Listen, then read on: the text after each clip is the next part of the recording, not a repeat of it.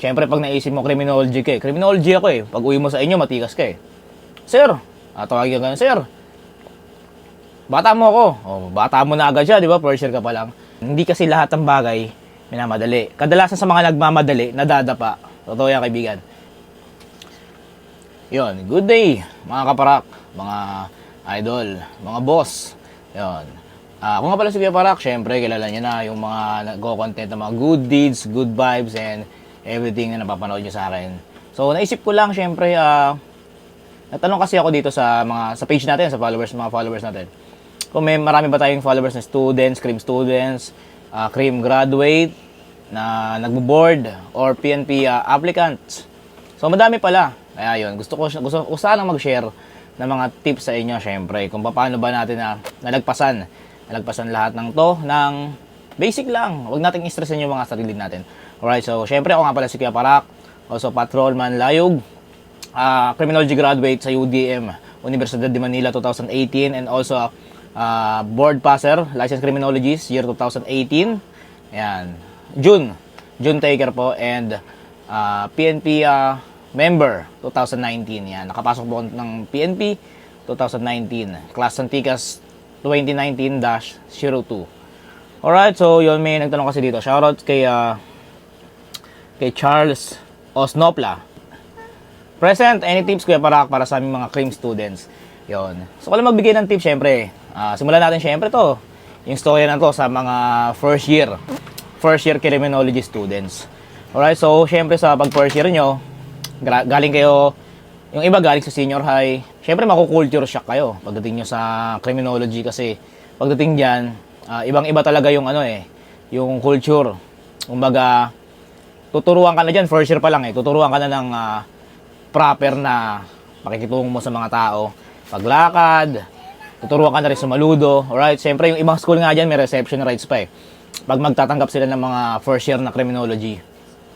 Yun, talagang pinapa-absorb nila sa utak ng mga estudyante na ganito yung buhay nung sasapitin nila kapag natapos nila yung kurso nila at gusto nila magpulis or kahit sa ibang bureau, BJMP, BFP.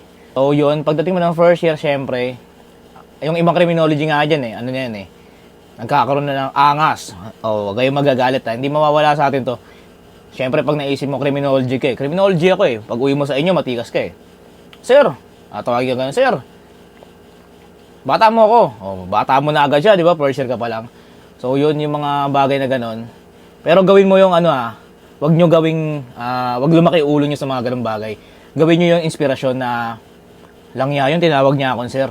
Kailangan, pag-igihan ko to, para maging sir talaga ako, wag maging pulis talaga ako kasi pag hindi ako naging sir, mapapaya ako sa kanya, yung tumawag sa akin sir. Di ba? Mga ganun bang bagay, gawin mo lang inspirasyon. Alright, so yun, kung first year ka, yan to gawin mong mindset, kaibigan. Huwag mo munang isipin magpupulis ka. Huwag mo isipin yung third year, huwag mo isipin fourth year, huwag mo isipin magbo-board ka na, may board ka pa, or mag-a-apply ka sa pulis. Huwag mo muna yung isipin. Ang isipin mo muna kung paano mapapasa yung second sem. First sem isipin mo, paano ko kayo mapapasa yung second sem? So, mag-focus ka ron.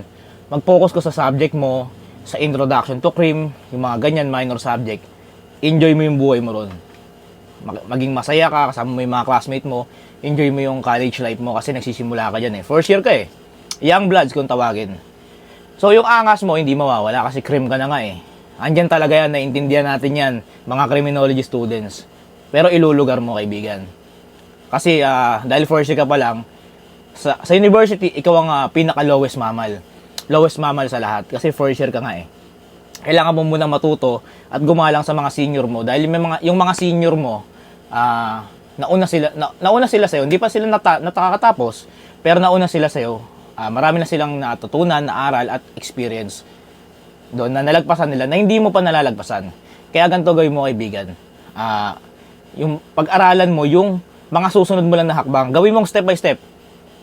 First year ka, first sem, gusto kong ang gawin mong pangarap, gusto kong maging first year, second semester, yan, gusto ko na mag second semester. Yun yung i-aim mo na makapasa ka sa second semester. Magsi-second year ka na ngayon. Gusto ko makapunta ng second year. So, gawin mo yun. Yun lang mindset mo, wala kang ibang iisipin. Huwag mong iisipin na magpupulis ka. Ayan, maniwala ka sa akin. Kaibigan, maniwala ka. Pag inisip mo na gusto mo na agad tumalon, gusto mo na agad mag fourth year, yan, first year ka pa lang, ganito mangyayari sa'yo, tatamarin ka. Tatamarin ka, kaibigan. Bakit? Kasi pag, kunyari first year ka, nag-fail ka, may mga bagsakan subject, hindi mo na kaya, tatamarin ka na, totoo yan. Oo. Kasi nandun na yung mindset mo sa fourth year eh. Eh paano yun? May second year ka pa, may third year ka pa. 'Di ba? Tapos yung mindset mo, magpulis na. Wag muna. 'Di ba? Tama yun, naisip mo magpulis. Pero dun sa mismong andun ka sa university, ang isipin mo ron, mag-aral ka ng step by step. Gusto mong makapag second sem, gusto mong makapag second year, gusto mong makapag third year, ganun lang. Yon, may nagturo sa akin ito. Nag-aaral pa ako noon. No, shoutout kay Sir Noel. Yan si Sir Noel. Kung mapapanood niya to, alam niya yan. Senior ka sa UDM, Sir Noel. Tinuro niya sa akin yon, first year ako. Sabi ko, kuya, sir, naliligaw ako ng landas kasi parang ano ako eh. Napipressure ako sa cream. Napipressure ako. Hindi ko alam gagawin ko. Sabi niya, ganito bro, gawin mo. Ano na siya noon? Graduate na siya ng cream, magbo-board na siya. Gawin mo step by step. Eh, nakinig ako sa kanya, and every year, nagchat-chat ako sa kanya. Kuya, sir, naging pulis na siya noon ha. 2016 natin siya nakapasok. Sabi ko, sir, second year na ako. Ganyan. Sabi niya, good job. O ganito gagawin mo ha. Magbibigay ulit siya sa akin ng advice. Isipin mo kung paano ka makakapag third year. Yan. Sinunod ko ulit. Yan. Inisip ko ulit. Paano makakapag third year, syempre. Tapos, magpo-fourth year na ako, sir, magpo-fourth year na ako. O good job, sabi niya ganun. Tapos, isipin mo ngayon kung paano ka makakagraduate ng fourth year. May thesis ka, may OJT ka, kailangan malagpasan yan. Magre-review ka pa. Sinunod ko uli yun. Yan. Natapos ko siya ngayon. Tuwa ako. Yo, shoutout talaga kay Sir Noel, solid yung advice niyan. And gusto ko lang i-share sa inyo yung ganong experience na wag mong madaliin yung utak mo na gusto mong makarating sa ganung bagay. Yon, hindi kasi lahat ng bagay minamadali. Kadalasan sa mga nagmamadali, nadadapa. Totoo yan, kaibigan. Kaya wag kang magmamadali. Lakarin mo ng dahan-dahan, step by step.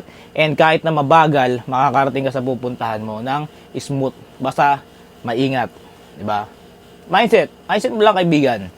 Ngayon kung hindi ka makikinig sa akin, tignan natin yung magiging resulta mo kung ano mangyayari. Basta ito yung pinaka-guide, kaibigan. Basic guide para di ka mahirapan. So yun, sagot ko lang to dito sa kay pangalan si Charles ba yun? Charles? Ayun, sagot ko lang sa kanya to.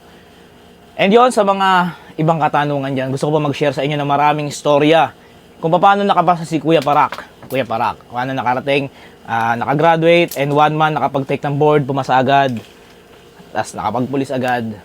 Yun, sinipagan ko in step by step ko. Ganun lang. And syempre, mga kaibigan, kaparak, lahat ng gagawin nyo, lahat ng bagay na gagawin nyo, huwag nyong kalilimutan ng magdasal. Kasama yan sa lahat ng ginagawa mo. Para gabayan ka, mapunta ka sa success mo sa buhay. Alright? So yun, susunod na mga katanungan, comment lang mga kaparak, and sasagutin ko kayo, bibigyan ko kayo ng tips, bibigyan ko ng advice. And yun, step by step lang, huwag magmamadali. Makakarating tayo lahat sa tagumpay. Alright?